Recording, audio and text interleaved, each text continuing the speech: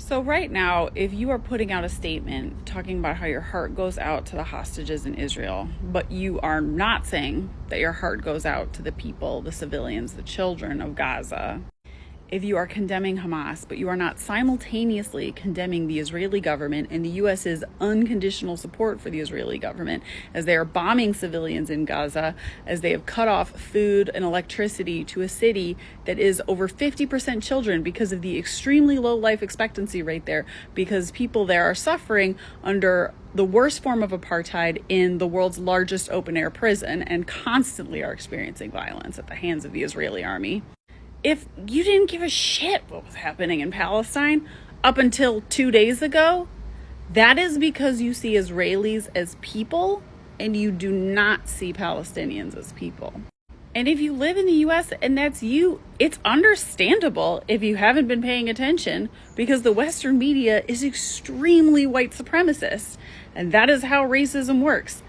Israelis get to be white, Palestinians are non-white, and they are therefore not people. You see this difference in humanization when you look at the very rhetoric that media uses to describe the difference between Israelis being killed and Palestinians dying. In the obfuscation of Israeli military aggression and settler aggression by calling such things clashes.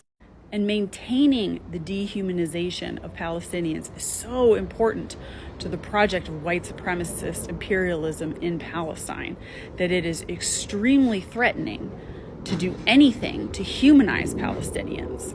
Which is why my suggestion yesterday, which I always make whenever there's violence in occupied Palestine, that people read a book, any book by a Palestinian author. That is so threatening to people. People take that as anti-Semitic, the suggestion that you read a book by a Palestinian.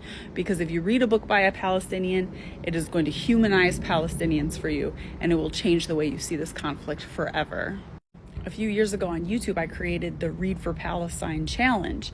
And apparently that was so threatening that it got me put on an Israeli block list, and this notorious website, which I won't name, but which keeps tabs of, people they say are notorious anti-Semites. And I, an outspoken Jewish author, am, according to them, a horrible anti-Semite because I encourage people to read Palestinian literature.